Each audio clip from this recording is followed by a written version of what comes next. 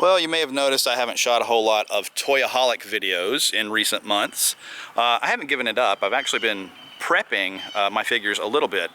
I've been working a lot at a new position, and I have yet another position on the horizon.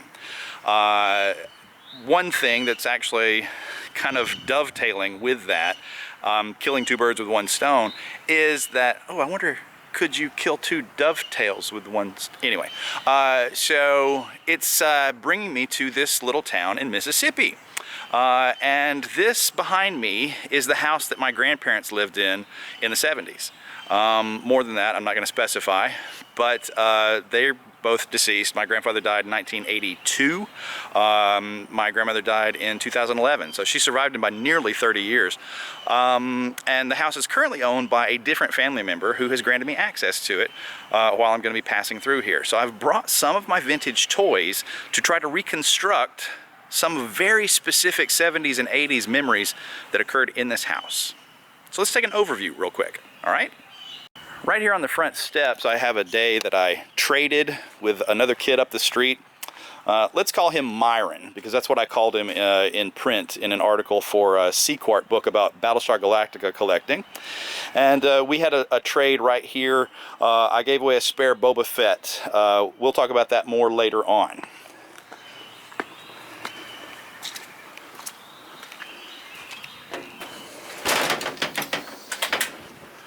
This was the room where Christmas morning always took place.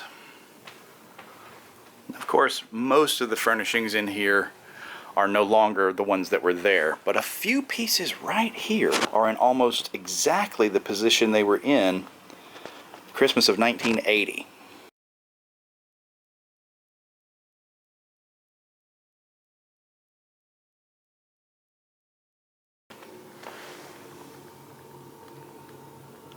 Now there used to be a great big hide-a-bed over here, sofa, huge, and we would take pillows off of it and play forts when my cousins would come to visit, and my sisters and I slept in that great big bed a couple of Christmases when I was little, and I remember being too excited to sleep on Christmas and seeing the sun come up through this window and watching squirrels jumping branch to branch on the trees out there. So you'd see one come up and he'd jump and he'd leap to that one, and yeah, it's like, okay, it's time for everybody to wake up so I can open my presents. On the mantle there would always be these hard plastic little Santas with an opening in their pack so that you could put candy and things in them. Things must have been from the 40s. So it's very fitting to me that there's still the presence of some Santas in this room, and of course some nativity scenes in this room. Another Santa over here. And then another very specific Christmas memory is right about there. Oh, there's another Santa. I didn't see him. But underneath this table, there would be a Christmas tree light with a rotating plastic disc with 4 colors on it. Would be aimed at the Christmas tree, which was always right in the middle of this room in later years. So the tree would be changing color as the color wheel would go around and around and around, and the motor of that color wheel, all night long. Yeah, very specific memories of all that. So.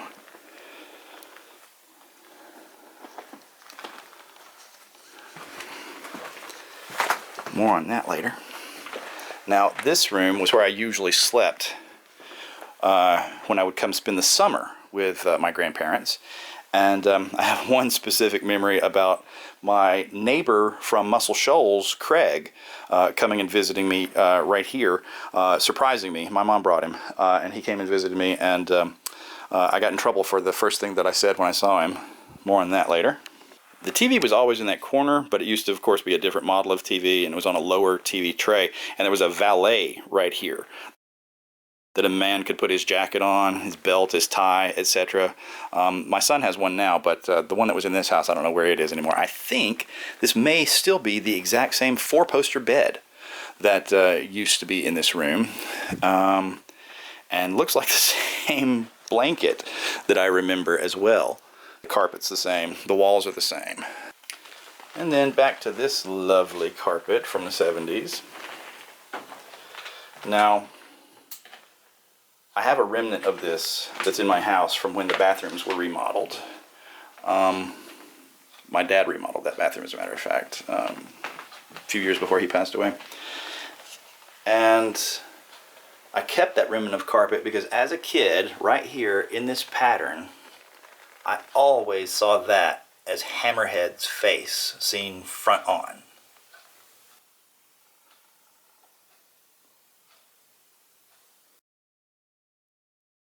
This bathroom used to be very yellow. And so the tile used to be yellow and everything, but still, I don't have specific Star Wars memories of this bathtub, but I know Fisher-Price Adventure people, especially the set with the dolphin. Yeah, spent a lot of time here. I was actually rather pleased to discover that this much of this carpet is still in existence in this house, because I was under the impression that all of it got pulled up when my dad remodeled the bathrooms. So, but here it is, and I definitely remember that rug. Yeah, so bathroom 1, and then bathroom 2, small one here with a just cubicle shower.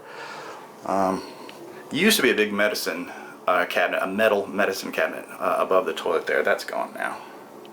And then here we are in the kitchen. So the big giant bread box that used to be over in that corner is long since gone, unfortunately. But hey, you know your love is lifting me higher. And one of the kids that I often played with when I visited lived in that house right back there, the red brick one on the right. But those fences weren't there, so you could walk freely from yard to yard. So I wound up playing a lot with a guy named Clifford, who lived in that house. Now, if you picture Robbie Freeling from Poltergeist, yeah, that's pretty much exactly how Clifford looked at the time. A little bit heavier.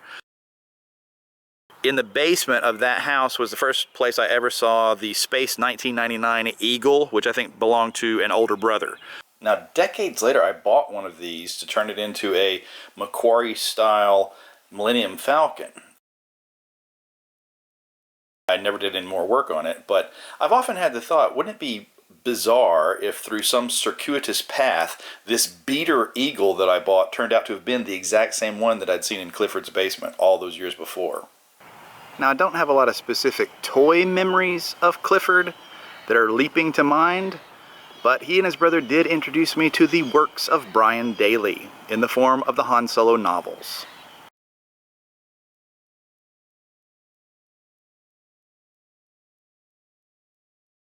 And then across here, a couple of kids lived.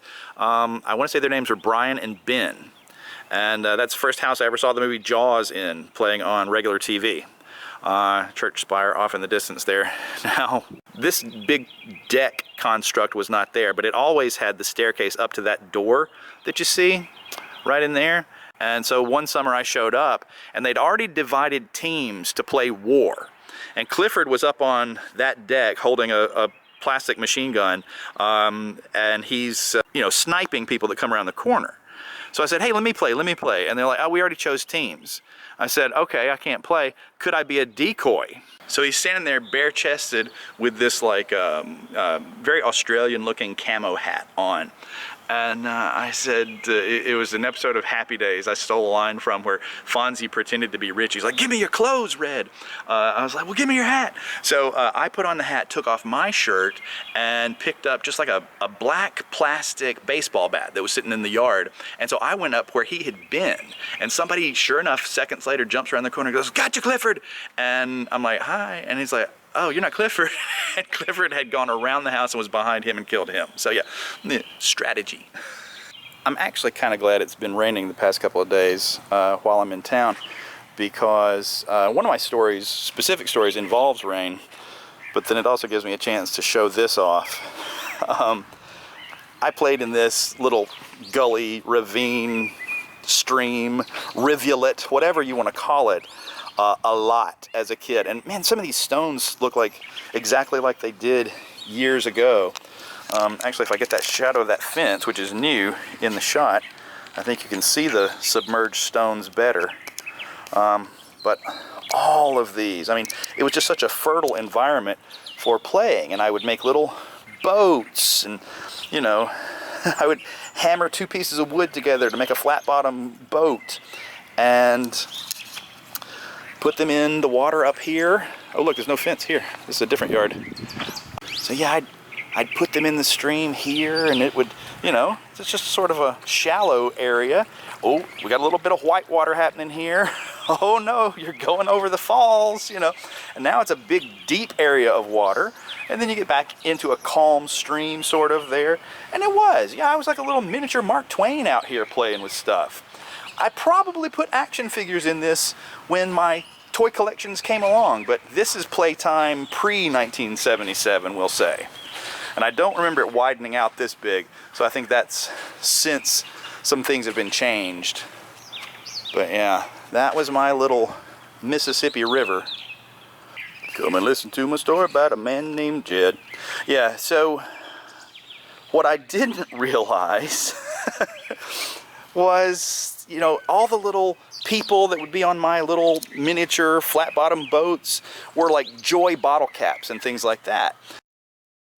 Like I say, maybe I put action figures in there later on, but everything plastic that I put in this water would have this weird smell. And then I was told, yeah, you're playing in sewage.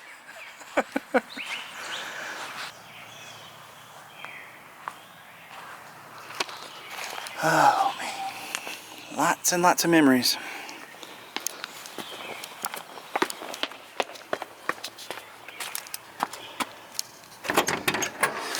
I remember the first microwave that my grandmother got. I'd never encountered one before. And I asked my cousin Todd, who was also visiting from Texas, how long I should cook something, and he tricked me into putting it on for like, I don't know, 6 hours, like I was defrosting a turkey or something. I heard him go in the other room and tell his brother Michael, and he was laughing that he tricked me. Then again, I also remember the summer that Todd didn't know how to turn on the cold water so that the hot water didn't scald him. So, you know, some of us know some things and some of us know others. So from the back door to the front door where we started, I've saved this room for last. There used to be a coffee table here, which is now in my house. I used to play with my Star Wars figures on that coffee table, so much so that it became indelibly connected. And when I was asked did I want anything from my grandmother's house when she passed away, I specifically named that coffee table. I don't know why. It was just, you know, it's covered in cigarette burns from the 70s, from my family smoking on it. But it had strong emotional, contextual memory for me. This TV used to, Sunday mornings, there was a local program that used the Cantina Band music as their closing. It was like a Romper Room knockoff, like a locally produced Romper Room knockoff, and it used the Cantina Band song. I have no idea what that show was called because that's all I watched it for. I knew what time on Sunday mornings that show was going off, and I would tune in to hear that song because I had no other way of hearing that song. You know, it's 1978, 1979. I don't own it on cassette or vinyl or anything. So yeah, I knew to tune in to hear that song.